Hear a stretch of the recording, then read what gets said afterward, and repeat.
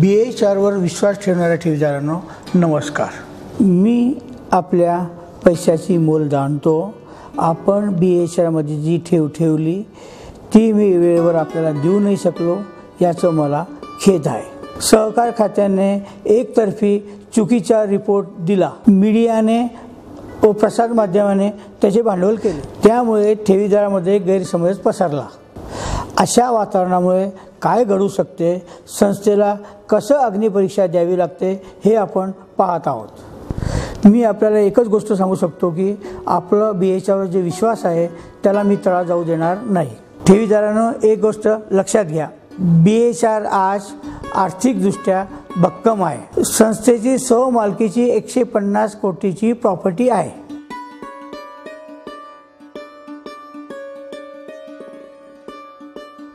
संस्थेने 800 कोटी रुपयाचे मॉर्गेज लोन वाटलेले आहे।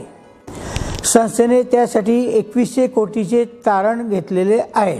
आज रोजी सर्व ठेवी वाटल्यावर सुद्धा संस्थेकडे 177 कोटी रुपये शिल्लक राहतात। इतकंच नाही तर संस्थेच्या 255 शाखा महाराष्ट्र, राजस्थान, गुजरात, मध्य प्रदेशमध्ये कार्यरत आहे व नवीन 60 शाखाचे काज प्रगतीपथावर आहे। या सर्व शाखांना नियंत्रण करण्यासाठी जळगाव येथे स्वमालकीचे अद्ययावत मुख्य कार्यालय सुद्धा आहे। इथे प्रत्येक शाखा CCTVने जोडलेले आहे।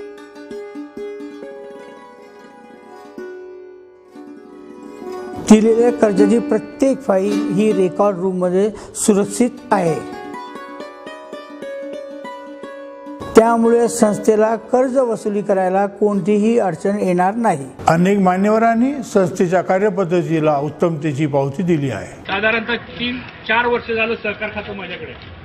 आपण कधी वर्तमानपत्रामध्ये टीव्हीमध्ये पाहिलं असेल की पतसंस्थेचं उद्घाटन सहकार मंत्र्यांनी कधी केलं नाही, म्हणजे मी तरी केलं नाही। म्हणजे कारण असं आहे की तिथं जर जायचं म्हणलं तर एकतर मला पोलीस बंदोबस्त घेऊन जावं लागतं किंवा त्याची सगळी माहिती घ्यावी लागते, त्याशिवाय मी कार्यक्रम स्वीकारत नाही। कारण त्यांनी कुणाच्या ठेवी घेतल्यात, काय झालंय तिथं हे साधारणतः काय आमच्या लक्षात येत नाही। ज्यावेळेस तुमच्या संस्थेबद्दलचा निरोप मला नागपूरला मिळाला की आपण भिगवणला ब्रँच करताय, मी कुठल्याही प्रकारची चौकशी केली नाही आणि सांगितलं की आपण निमंत्रण दिलेलं आहे, ही पतसंस्था उत्तम काम करते, या कार्यक्रमासाठी मी येणार आहे। आणि मला वाटतं आज आपल्या सर्वांच्या या उद्घाटन प्रसंगानं मला या ठिकाणी संधी आपण सर्वांनी प्राप्त करून दिली। संस्थेने तळेगाव येथे 40 एकर जागेत साईबाबा मंदिर व भव्य अशी गोशाळा बांधलेली आहे। संस्था दरवर्षी रक्तदान, मोतीबिंदू शिबिर आणि प्लास्टिक सर्जरी कॅम्प घेत असते। मित्रांनो, BHR 2500 कर्मचारी, 1500 पिग्मी एजंट, 7 लाखाच्या वर सभासद एवढा मोठा विशाल परिवार आहे आणि यातील आपण एक महत्त्वाचे सदस्य आहात। बंधू भगिनींनो, विश्वास ठेवा, तुमच्या ठेवी 100% सुरक्षित आहेत। तुमच्या ठेवीतील रुपया व्याजासहित तुम्हाला मिळेल। 6 महिन्याच्या आत आपल्या ठेवी आपल्याला परत मिळेल, त्यासाठी संस्था प्रयत्नशील आहे। यासाठी संस्था 500 कोटीच्या वर बँकेकडून कर्ज घेण्याचा प्रयत्न करीत आहे। सोबत कर्ज वसुली सुद्धा जोमाने सुरू केली आहे। मित्रांनो, मला आज तुमच्या मदतीची, तुमच्या आशीर्वादाची गरज आहे। नमस्कार, मी श्रीयश नलवडे।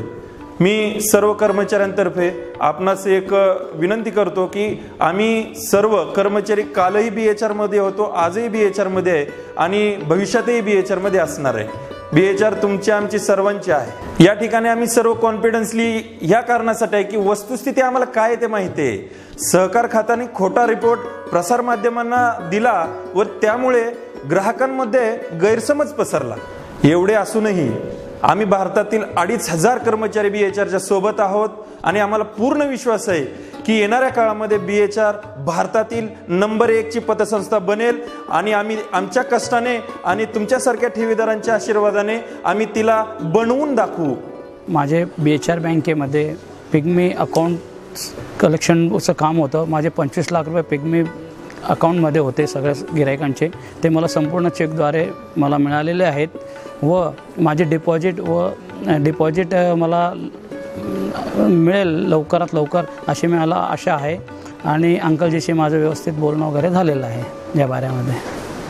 मेरा BHR विजयनगर ब्रांच में कुछ FD है, वो 2 से 3 महीने में रिलीज़ होगी ऐसी मुझे उम्मीद है.